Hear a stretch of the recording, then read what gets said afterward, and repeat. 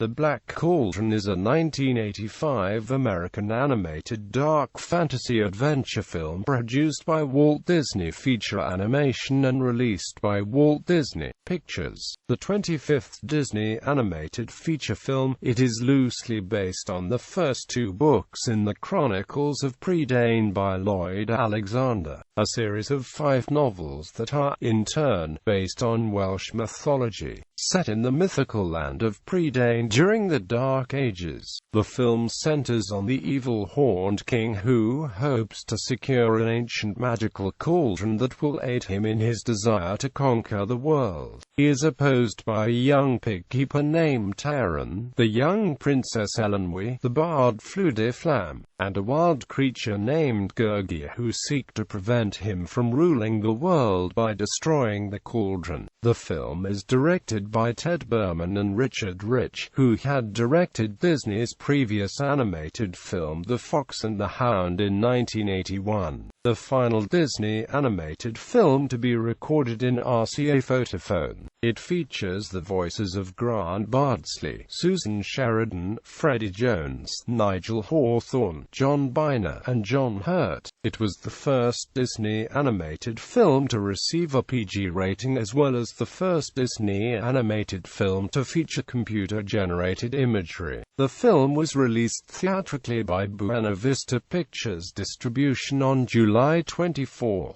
1985. Disney released the film for the first time on home video in 1998.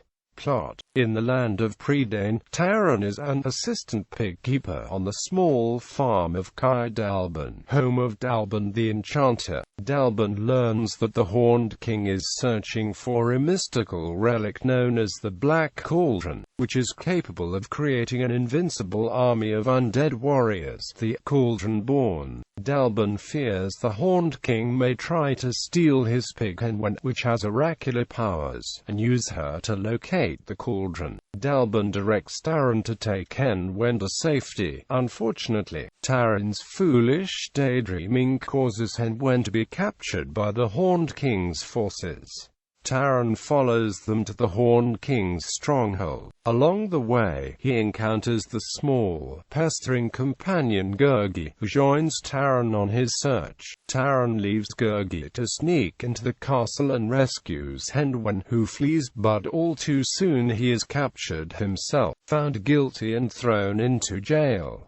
A fellow captive, Princess Eilonwy, frees Taran as she is trying to make her own escape. In the catacombs beneath the castle, Taran and Eilonwy discover the ancient burial chamber of a king, where Taran arms himself with the king's sword. It contains magic that allows him effectively to fight the Horned King's minions and so to fulfill his dream of heroism. Along with a third prisoner, the comical, middle-aged bard Fflewddur Fflam, they escape from the castle and are soon reunited with Gurgi. Upon discovering that Taran has escaped, the Horned King orders his dwarf companion Creeper to send the Gwythanes to follow Taran and bring him back alive. Following Henwen's trail, the four stumble into the underground kingdom of the Fair Folk, a group of small fairy-like beings who reveal that Henwen is under their protection. When the cheerful elderly King Eilonwy reveals that he knows where the cauldron is, Taran resolves to go destroy it himself. Eilonwy, Fflewddur, and Gurgi agree to join him, and Eilonwy's obnoxious right-hand man Dolly is assigned to lead them to the marshes of Morva, while the fair folk agree to escort Hen safely back to Caer Dalban. At the marshes they learn that the cauldron is held by 3 witches, the grasping Fflewddur, who acts as leader, the greedy Ogok, and the more benevolent Owen, who falls in love with Fflewddur at first sight, which causes a frightened Dolly to abandon the group. Fflewddur agrees to trade the cauldron for Taran's sword, and he reluctantly agrees, although he knows that to yield it will cost his chance for heroism. Before vanishing, the witches reveal that the cauldron is indestructible, and that its power can only be broken by someone who climbs in under his own free will, which will kill him. Although Taran feels foolish for aspiring to destroy the cauldron alone, his companions show the belief in him. him, and it seems that Eilonwy and Taran will kiss. Suddenly, the glorious reverie is broken when the Horned King's soldiers interrupt, having finally reached the marshes themselves. They seize the cauldron and everyone but Gurgi, and take the prisoners back to the castle. The Horned King uses the cauldron to raise the dead, and his cauldron-born army begins to pour out into the world. Gurgi manages to free the captives, and Taran decides to cast himself into the cauldron, but Gurgi stops him and jumps into the cauldron himself. The undead army collapses. When the Horned King spots Taran at large, he infers the turn of events and, saying that Taran has interfered for the last time, throws the youth toward the cauldron. However, the cauldron's magic is out of control. It consumes the Horned King in a tunnel of fire and blood, as well as destroying the castle, using up all its powers forever. The three witches come to recover the now inert Black Cauldron. However, Taran has finally realized Gurgi's true friendship, and he persuades them to revive the Wild Thing in exchange for the cauldron, forcing him to give up his magical sword permanently. Fflewddur challenges the reluctant witches to demonstrate the powers by the revival, and upon hearing Fflewddur's remarks, the witches honor the request, restoring Gurgi to life. The four friends then journey back to Dalban, where Dalban and Dolly watch them in a vision created by Henwen, and Dalban finally praises Taran for his heroism despite the fact that he prefers to be a pig boy. Cast: Grant Bardsley as Taran, Susan Sheridan as Princess Eilonwy, John Byner as Gurgi and Dolly, Nigel Hawthorne as Fflewddur Fflam, John Hurt as the Horned King, Phil Fondacaro as Creeper Henchman, Freddie Jones as Dalban, Arthur Mallet as King Idledge, Ida Rees Moran as Ordu, Adele Marlis Mori as Orwen, Billy Hayes as Orgok, John Huston as narrator. Production, development, Walt Disney Productions optioned Lloyd Alexander's 5-volume series in 1971, and pre-production work began in 1973 when the film rights to Alexander's books were finally obtained. According to Ollie Johnston, it was he and Frank Thomas that convinced the studio to produce the movie, and that if it had been done properly, it might be as good as Snow White. Because of the numerous storylines and with over 30 characters in the original series, several story artists and animators worked on the development of the film throughout the 1970s, where it was originally slated for release in 1980. Veteran artist Mel Shaw created inspirational conceptual pastel sketches in which then Disney CEO Ron W. Miller considered to be too advanced for the animators. Therefore, in August 1978, the studio pushed its release date back to Christmas 1984 due to the animators' inability of animating realistic human characters. Its original release date would later be assumed by The Fox and the Hound.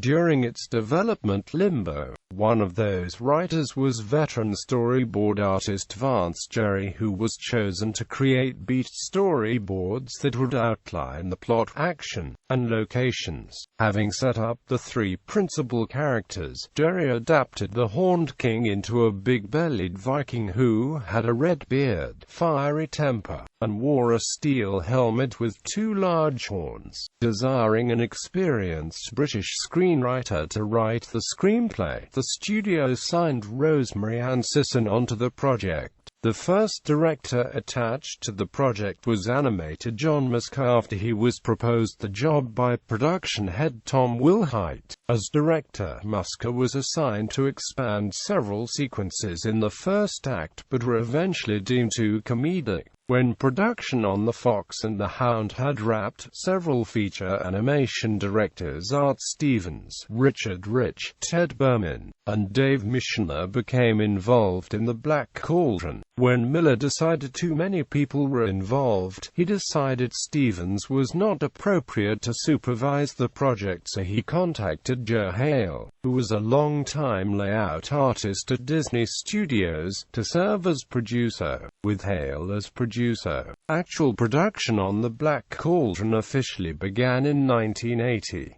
He tossed out visual character artwork submitted by Tim Burton, and along with the Fox and the Hound directors Richard Rich and Ted Berman, they desired a Sleeping Beauty-style approach and brought Milt Kahl out of retirement to create character designs for Taran, Eilonwy, Fflewddur Fflam, and the other principal characters. He and the story team revised the film, capsulizing the story of the first two books and making some considerable changes which led to the departure of Sisson, who had creative differences with Hale, and the directors, animators John Musker and Ron Clements, also cited creative differences, were removed from the project and began development on The Great Mouse Detective. Displeased with Vance Jerry's concept for the Horned King, the Horned King became a thing creature donning a hood and carried a spectral presence with shadowed face and glowing red eyes, where Hale decided to expand his role, making him the composite villain of the several characters from the books. Taran and Eilonwy eventually acquired elements of the past designs and costumes of earlier Disney characters, especially the latter, who was drawn to resemble Princess Aurora. Revision and editing. Shortly before the film's originally planned 1984 theatrical release, a test screening for the rough cut of The Black Cauldron was held at the studio's private theater in Burbank, California. After the film, particularly the climactic Cauldron-born sequence, proved to be too intense and frightening for the majority of the children in the audience, the newly appointed Disney studio chairman Jeffrey Katzenberg ordered certain scenes from The Black Cauldron be cut. As a result of the length and the fear that the graphic nature would alienate children and family audiences, since animated films were generally edited in storyboard form using Leica reels, producer Joe Hale objected to Katzenberg's demands.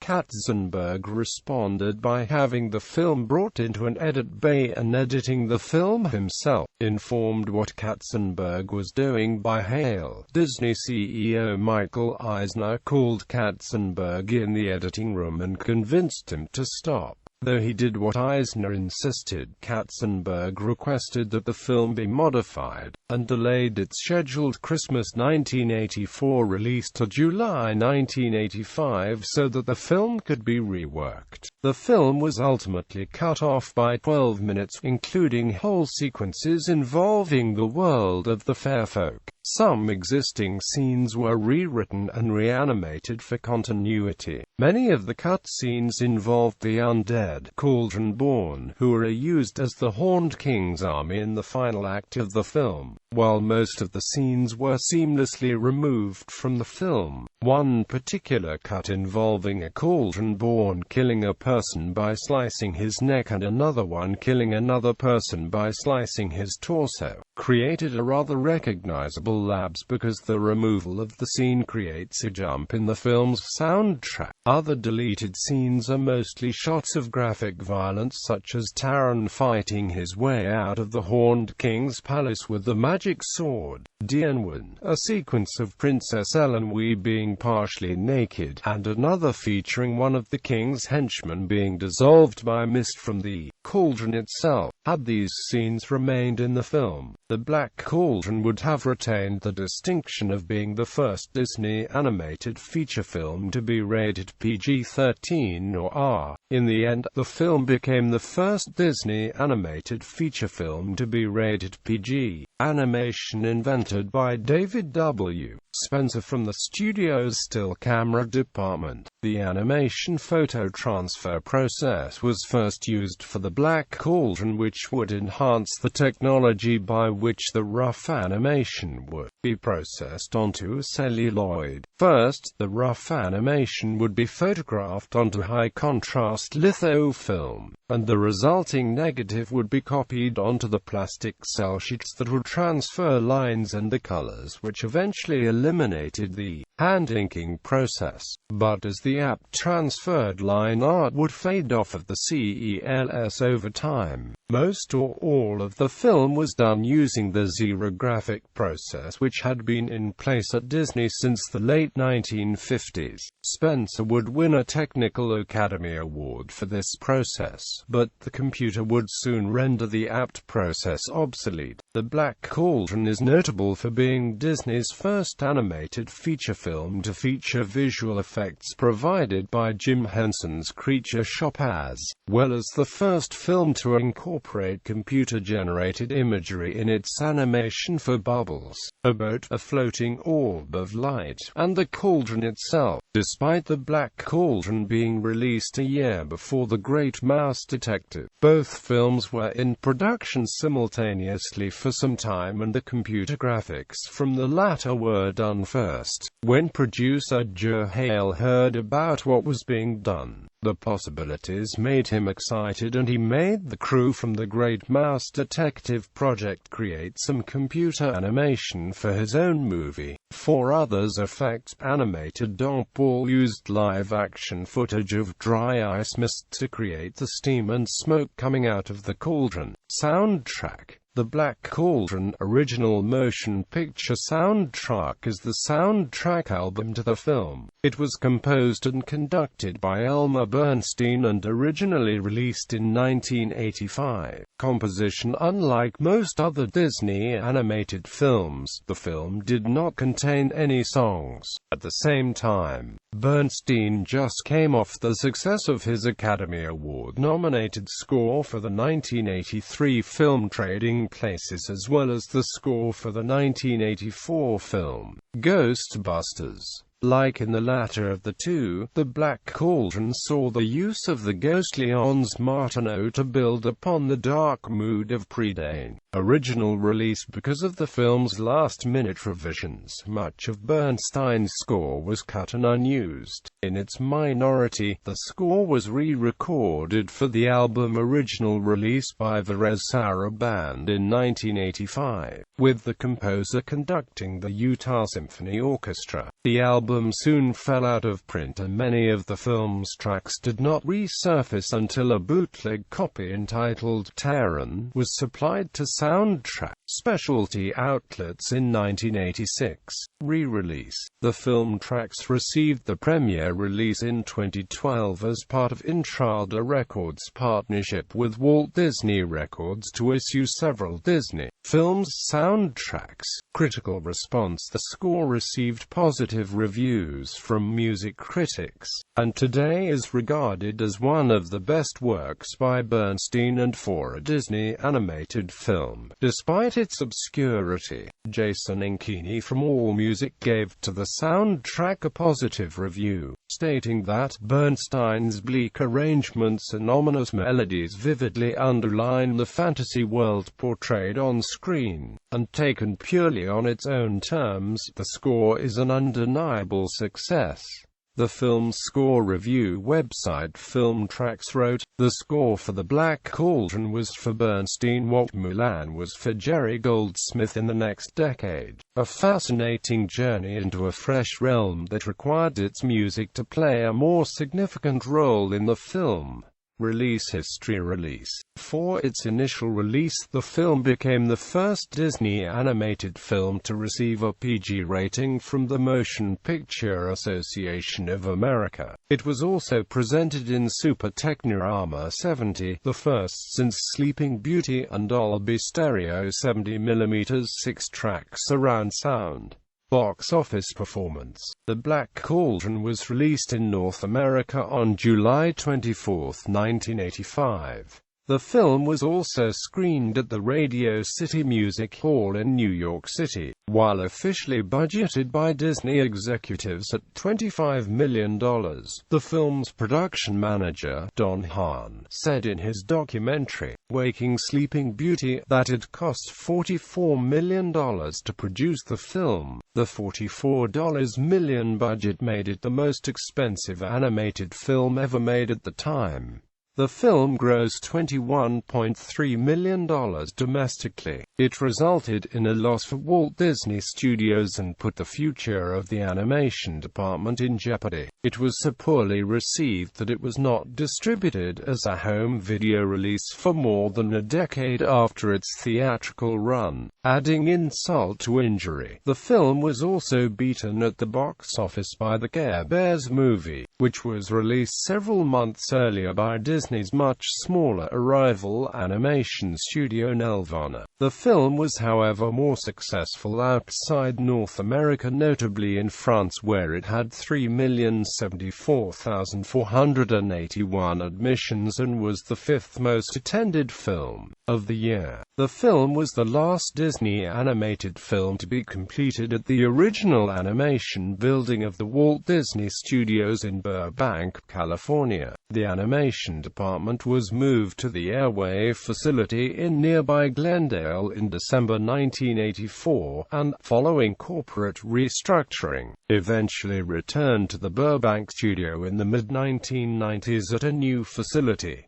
Critical reception. The film has a rating of 55% at Rotten Tomatoes based on 29 reviews with an average rating of 5.7/10, with the consensus stating, "Ambitious but flawed. The Black Cauldron is technically brilliant as usual, but lacks the compelling characters of other Disney animated classics." Roger Ebert gave a positive review of the film, while the Los Angeles Times' Charles Solomon praised its splendid visuals. London's Time Out magazine deemed it a major disappointment, adding that the charm, characterization and sheer good humor found in previous Disney efforts have sadly absent. Jeffrey Katzenberg, then chairman of the Walt Disney Studios, was dismayed by the product, and the animators felt that it lacked the humor, pathos, and the fantasy which had been so strong in Lloyd Alexander's work.